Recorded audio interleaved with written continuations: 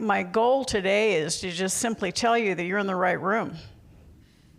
You're in the right room because it's best to know what's happening so that you can make moves when the opportunities are seen. And this is the time when people go off the deep end. And when that happens, they create opportunities for those of us that are educated investors. There's a lot of money sitting on the sidelines. And it comes back to knowing your numbers. Whether you're using a property manager or not, knowing your numbers and understanding how to manage your properties. So it's, even if the value of the house comes down, if you're still cash flowing positive, you're okay. And that's knowing your numbers and knowing when time to sell, or is it to keep the cash flow and keep it going? Finding ways to convert properties that were not cash flowing into ones that do cash flow. Finding things, I have a friend who's right here in San Diego, and she has a beautiful property in Temecula, and she had a couple of RVs that she put into an Airbnb, and she had a friend who was paying $500 to store her RV, and she said, bring it on over. So instead of spending $500 a month, she's making $1,000 a month. That's just by seeing what she has and how she can convert it into a cash flow property. Now, while the stock market took a dive today, not surprisingly, gold went up, silver went up, and bonds went up. And so that's why it's so important to understand all asset categories.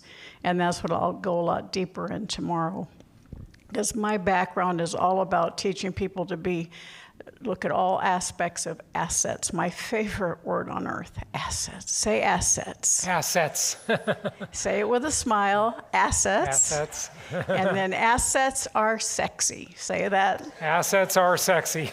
And the older you get, the sexier they become. So those of us who have some benefit from financial education are taught about income, right?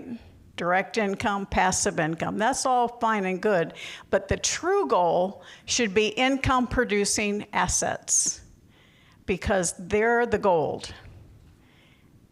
When your income from your assets exceeds your monthly expenses, you are financially free. You get your time back. But we're taught to exchange time for money in school. And then we learn, oh, maybe I should invest. So you start investing, but you're still working the rat race.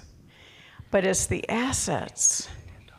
The people that, even in flipping, right? I've done all of it. I've been a real estate investor since the age of 10. My parents were in real estate, and I used to have to go scrub up the bathrooms between tenants at the age of 10. So I legitimately have been a real estate investor since I was 10. But I never could get into the flip. I did a couple of flips, so I said, this is too much work. I want to buy a property, get somebody in it, and let that money come in every month. So there's lots of different types of real estate investing, and whatever one floats your boat, get good at it, and then help teach other people how to do it. But with the focus on the asset. Say asset. Because that's why you're here, and that's what Jason is all about, is helping people build their assets and having that positive cash flow every single month. But be prepared for that high emotion, low intelligence. Because all of us, almost all of us, 98% of us, grew up with a scarcity mindset. And it's still buried in that subconscious. You grew up with people saying, I can't afford it. Pinch your pennies, save for a rainy day. How many of you heard that once or twice? Yeah. Yeah. And you hear that, you grow up, you hear money negative, money negative, money negative. No wonder we end up with this scarcity mindset. We're afraid we're never going to make enough money, and then when we start making it, we're afraid we're going to lose it. So you have to work on the scarcity mindset, the subconscious, to replace that scarcity thinking with abundance thinking. And there are 3 things we can control, ladies and gentlemen: our thoughts, our words, our actions. And sometimes we spend so much time on actions, but if we don't fix the thoughts and the words, it's going to be harder. And so think about the term, I can't afford it. You feel it's kind of like a negative statement. You just want to turn off the lights and get under the covers, kind of depressing. Instead, if you think about your words and your thoughts, don't say, I can't afford it. Say, how can I afford it? You feel the difference? How can I afford it? That triggers your subconscious brain, and it goes to work for you.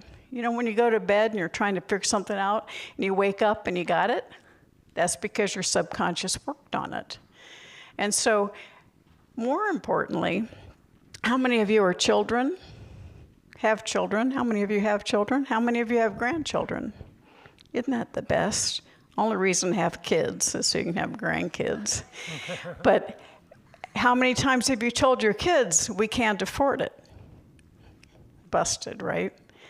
And so catch yourself, your thoughts, your words, or actions. And if John comes up to you or Mary comes up and says, I want something, instead of saying, you can't afford it, say, how can you afford it? Because our kids get very creative on how to make money. And as long as it's not illegal, let them do it, right? Let them do it, let them earn it, let them buy what they want, celebrate with them, because the greatest dividend is you see their self-confidence grow right in front of you. And that is the greatest gift you can give your kids, because once children know how to make money on their own, there's no stopping them.